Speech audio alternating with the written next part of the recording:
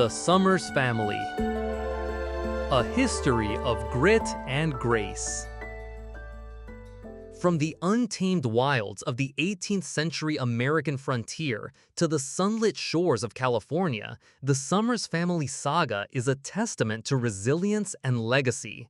Beginning with Thomas Summers Sr., who carved a life in North Carolina's wilderness, each generation, from Isaac in Kentucky, Joshua in Missouri, to Marvin Jr. in Huntington Beach, faced triumphs and tragedies, building a story of grit, love, and enduring bonds.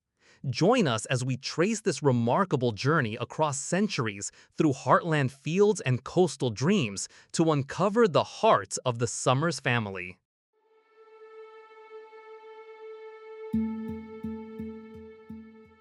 The Summers Saga, a journey across generations. The tale of the Summers family begins in the early 18th century with Thomas Summers Sr., a man who carved his name into the wilds of the American frontier. Born around 1726, possibly in the American colonies, Thomas's origins are shrouded in mystery. His exact birthplace remains unknown, as do the details of his early life. But by 1770, he had planted his roots in Rowan County, North Carolina, in a region that would later become part of Davidson County. Thomas and his unnamed wife, who had passed by 1805, raised a brood of at least 10 children: William, Thomas Jr., Elizabeth, George, Richard, Isaac, Rebecca, Abraham, Jeremiah, and John. Their home must have buzzed with the energy of a large family, each child a thread in the tapestry of their legacy. Thomas was a man on the move. After the 1790 census, he led his family to Lee County, Virginia, appearing on taxable property lists by 1796. By 1800, they had pushed further west to Wayne County, Kentucky, securing land grants under the headrights provision. A deed dated 29 July 1805, preserved in the document, reveals the final chapter of Thomas's life. His children transferred 100 acres of his land in Wayne County to their brother Jeremiah, confirming Thomas had passed by the state. The deed meticulously details the land's boundaries: S70E 194 poles, S40E 60 poles, S50W 179 poles, and 40W 118 poles, a testament to the family's careful stewardship of their inheritance. Thomas's legacy lived on through his children, particularly his son Isaac Summers Sr., who would carry the direct family line forward. But what drove Thomas to these frontier lands? Some might speculate, purely as a guess, that he was drawn by whispers of fertile soil and untamed opportunity, a chance to build a future for his sprawling family in a new world.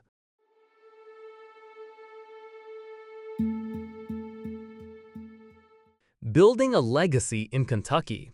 Isaac Summers Sr. was born in 1773 in Rowan County, North Carolina, inheriting the rugged spirit of his father, Thomas Summers Sr.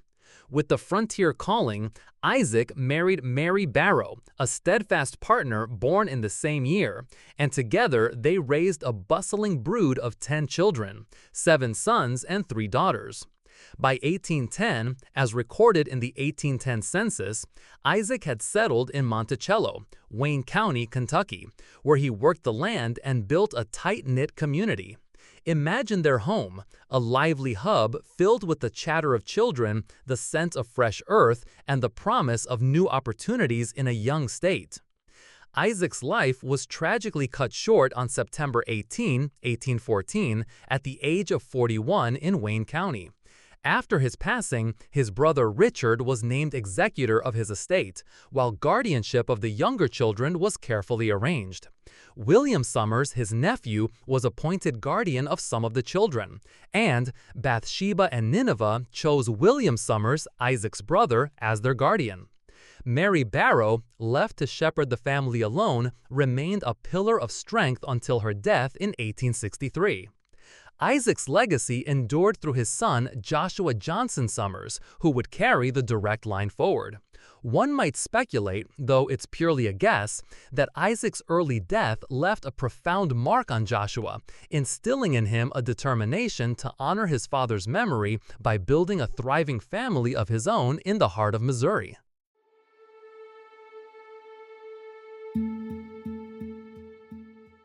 Joshua Johnson Summers burst into life on November 12, 1800, in the rolling hills of Lee, Virginia, born to Isaac Summers Sr. and Mary Barrow. With adventure in his blood, Joshua married Sarah S. Green at just 18 on December 14, 1818, in Wayne, Kentucky. Together, they raised a sprawling family of 6 sons and 9 daughters, their home a whirlwind of laughter and chaos. The history of Isaac Summers confirms Joshua's role in the family's migration to Missouri, where they settled in Renwick, Randolph County by 1830, as noted in the 1830 census. Joshua was a man of the land, buying and selling property across Missouri, including 50 acres on Beaver Creek he sold in 1826, and later plots in Macon County in the 1830s. Census records like the 1860 census show him in Chariton Township by 1860, still working the land with Sarah and their children. But tragedy struck on January 12, 1872, at Vader's Steam Mill 6 miles southwest of Macon. From the Columbia Statesman recounts the horror. The boiler exploded, tearing the building to fragments, hurling missiles of death and emitting steam and boiling water in all directions. Joshua was among the 5 men killed, surviving only moments after the blast. He was laid to rest in Antioch Cemetery, Beaver, Macon County, as shown in his headstone. Joshua's legacy lived on through his son, Johnson Summers Jr.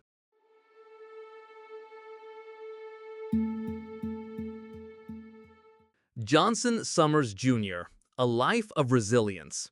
Johnson Summers Jr. was born on October 21, 1836, in Macon, Missouri, to Joshua Johnson Summers and Sarah S. Green. At 19, he married Sophronia E. Wright on December 15, 1855, in Macon. They raised 1 son and 5 daughters, their home a lively haven amidst Missouri's rolling fields. The 1860 census captures them in West Chariton, Macon County, with their young son Evan, building a life together. Life brought challenges. After Sophronia's passing, Johnson married Sabriza Teeters on September 21, 1875, as documented in Johnson Summers' marriage records. Johnson moved through Macon County, living in Hudson Township by 1900 and White Township by 1910. His story ended on December 10, 1911, at 75, reportedly in Kansas City, Wyandotte, Kansas, though the details remain unconfirmed. He was laid to rest in Maple Hill Cemetery, leaving behind a legacy through his son, Evan Summers. Johnson's life spanned the Missouri frontier to the edge of a new century. One might imagine, speculatively, that the loss of his father in the steam mill explosion shaped his resolve to provide stability for his own children, ensuring the Summers name endured.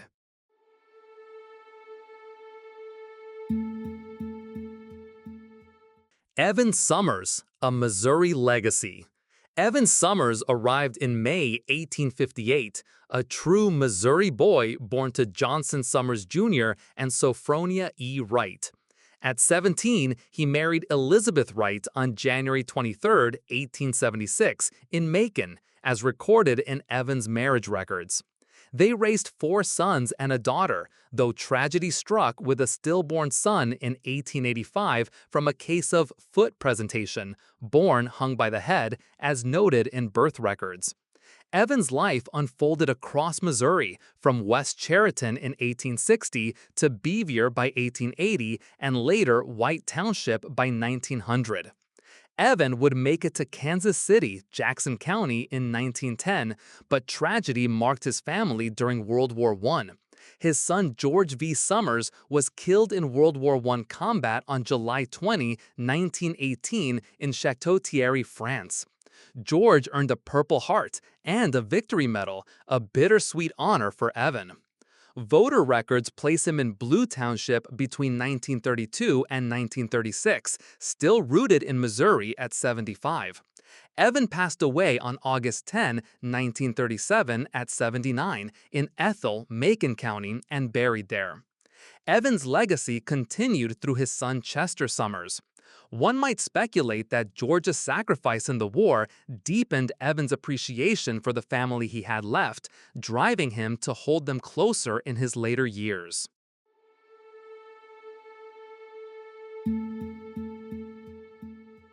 Chester Summers, A Farmer's Heart. Chester Summers was born on April 18, 1887, in Callio, Macon County, Missouri, to Evan Summers and Elizabeth Wright.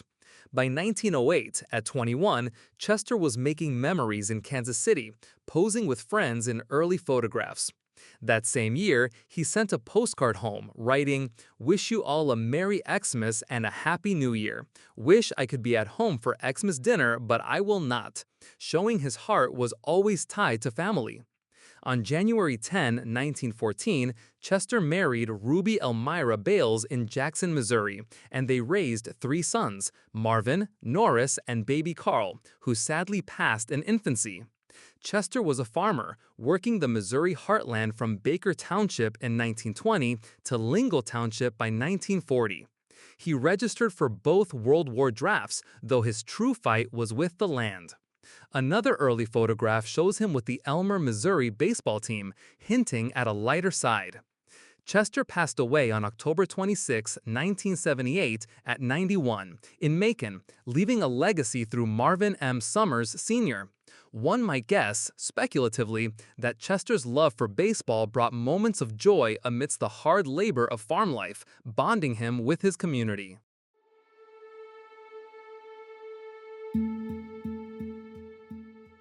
From Missouri to Florida, Marvin M. Summers Sr. was born on April 3, 1915 in Ethel, Macon County, Missouri, to Chester Summers and Ruby Elmira Bales.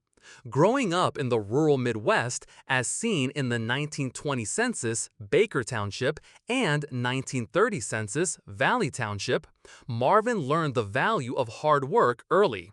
On April 10, 1937, he married Gladys Beulah Davis in St. Joseph, Indiana, welcoming 2 children, Michaeline and Marvin G. Summers, Jr.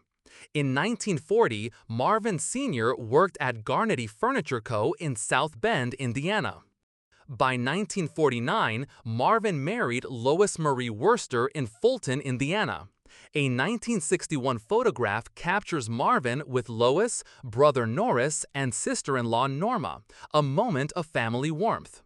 Marvin's later years took him to Holiday, Pasco County, Florida, where he passed away on January 30, 2000, at 84, leaving a legacy through Marvin G. Summers, Jr. One might imagine, speculatively, that Marvin's move to Florida was a dream of sunny retirement, a chance to escape the cold Missouri winters and embrace a new chapter by the sea.